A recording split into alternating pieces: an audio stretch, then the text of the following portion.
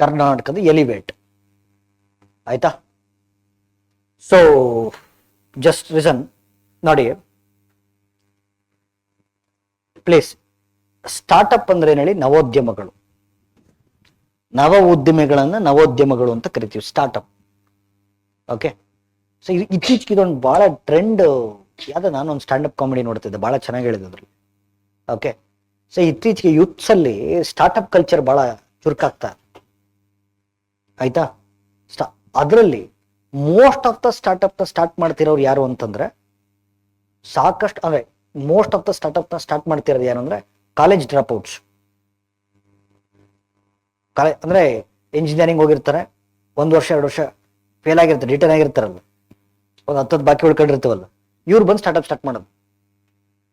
ಆಯ್ತಾ? ಇವ್ರು ಇಂಟರ್ವ್ಯೂ ಮಾಡೋದು, ಯಾಕೆ ಸ್ಟಾರ್ಟ್ಅಪ್ ಸ್ಟಾರ್ಟ್ ಮಾಡ್ತಿದ್ದಾರೆ. ಅದಕ್ಕೆ ಅವರು ಯಾವ್ದೋ ಸ್ಟ್ಯಾಂಡಪ್ ಕಾಮಿಡಿಲಿ ಹೇಳಿದ್ದು ನಿಮಗೆ ರಿಪೀಟ್ ಮಾಡೋಕತ್ತೆ ನೋಡಿ.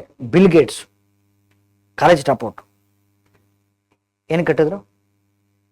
ಮೈಕ್ರೋಸಾಫ್ಟ್ ಕಟ್ಟಿದ್ರು. Mark Zuckerberg college drop out. Facebook ಕಟ್ಟಿದ್ರು, ಮೆಟಾ ಕಟ್ಟಿದ್ರು. ಓಕೆ ಸರ್, ಅವರೆಲ್ಲ ಇನ್ಸ್ಪಿರೇಷನ್ ತಗೊಂಡು ನಾವು ಕಾಲೇಜ್ ಡ್ರಾಪ್ ಔಟ್ಸ್ ಆಗಿ ಸ್ಟಾರ್ಟ್ಅಪ್ ಇಟ್ಟಕತ್ತೀವಿ ಸರ್. ಅವರೆಲ್ಲ ಹಾರ್ವರ್ಡ್ ಆಕ್ಸ್ಫರ್ಡ್ ಡ್ರಾಪ್ ಔಟ್ಸ್ ಅವರು.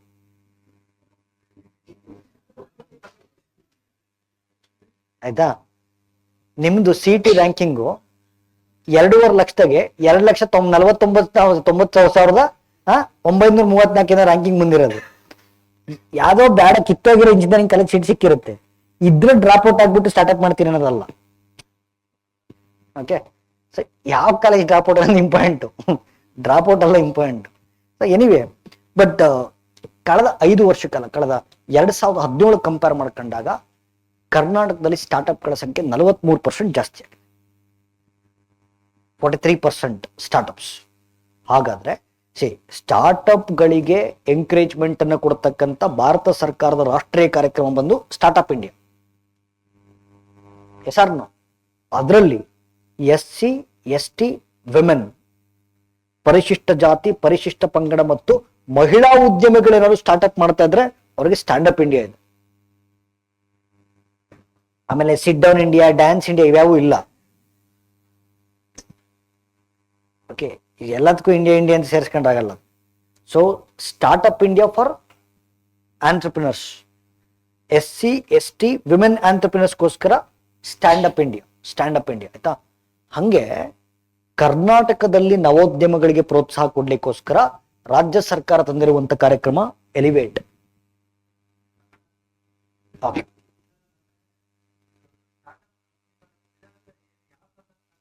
Any kind of startup.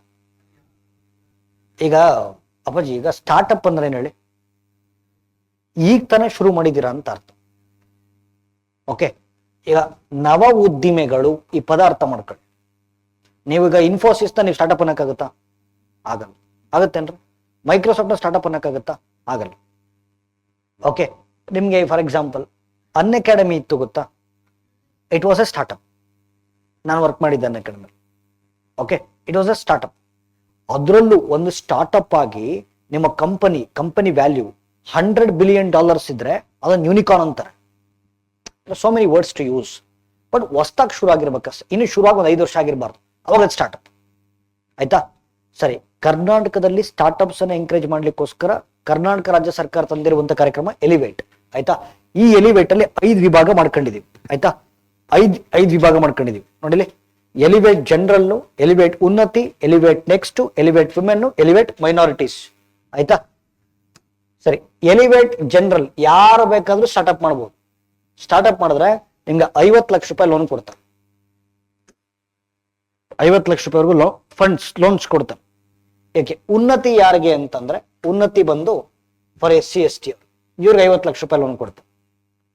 Elevate next ಯಾರಿಗೆ ಅಂತಂದ್ರೆ, ಯಾರು ಡೀಪ್ ಟೆಕ್ ಮತ್ತು AI ಇದ್ರಲ್ಲಿ ಸ್ಟಾರ್ಟ್ಅಪ್ ಮಾಡ್ತೀರಾ ಅವ್ರಿಗೆ ಎಲಿವೇಟ್ ನೆಕ್ಸ್ಟ್. ಡೀಪ್ ಟೆಕ್ ಮತ್ತು ಡೀಪ್ ಟೆಕ್ನಾಲಜಿ ಅಂದ್ರೆ ಮಷಿನ್ ಲರ್ನಿಂಗು, ಡೀಪ್ ಲರ್ನಿಂಗ್ ಎಲ್ಲ ಬರ್ತಾವೆ. ಓಕೆ. ಸೈನ್ಸ್ ಅಂಡ್ ಟೆಕ್ ಮಾಡ್ಬೇಕಾದ್ರೆ ಸರ್ ಹೇಳ್ತಾರೆ ಡೀಪ್ ಟೆಕ್ಗೆ. ಓಕೆ. AI ಸ್ಟಾರ್ಟ್ಅಪ್ ಮಾಡ್ತಾರೆ, ಅವ್ರಿಗೆ ಎಲಿವೇಟ್ ನೆಕ್ಸ್ಟ್. ಸೊ ಎಲಿವೇಟ್ ಹೆಣ್ಮಕ್ಳಿಗೆ ನೋಡ್ರಿ, ಹೆಣ್ಮಕ್ಳಿಗೆ ಎಲಿವೇಟ್ ವುಮೆನ್, ಅಲ್ಪಸಂಖ್ಯಾತರಿಗೆ ಎಲಿವೇಟ್ ಮೈನಾರಿಟೀಸ್. ಆರು ಧಾರ್ಮಿಕ ಸಮುದಾಯಗಳನ್ನ ಅಲ್ಪಸಂಖ್ಯಾತರು ಅಂತ ಕರೀಬಹುದು. ಮುಸಲ್ಮಾನರು, ಕ್ರಿಶ್ಚಿಯನ್ರು, ಬೌದ್ಧರು, ಜೈನರು, ಸಿಖ್ಖರು, ಪಾರ್ಸಿಗಳು. So Parsis are also called us ಝರೋಸ್ಟ್ರಿಯನ್ಸ್. So ಇವರಿಗೆ ಸ್ಟಾರ್ಟ್ಅಪ್ ಗಳನ್ನು ಶುರು ಮಾಡಲಿಕ್ಕೆ 50 ಲಕ್ಷ ರೂಪಾಯಿ ಹಣಕಾಸು ನೆರವನ್ನು ಕೊಡ್ತಕ್ಕಂಥ ರಾಜ್ಯ ಸರ್ಕಾರದ ಕಾರ್ಯಕ್ರಮ elevate by department of ITBT. ಈಗ ಪ್ರೆಸೆಂಟ್ ITBT ಸಚಿವರು ಯಾರಿದ್ದಾರೆ? ಪ್ರಿಯಾಂಕ್ ಖರ್ಗೆ, ಮಲ್ಲಿಕಾರ್ಜುನ್ ಖರ್ಗೆ ಅವ್ರ ಮಗ. Sir no sir ಇದಾಯ್ತಾ?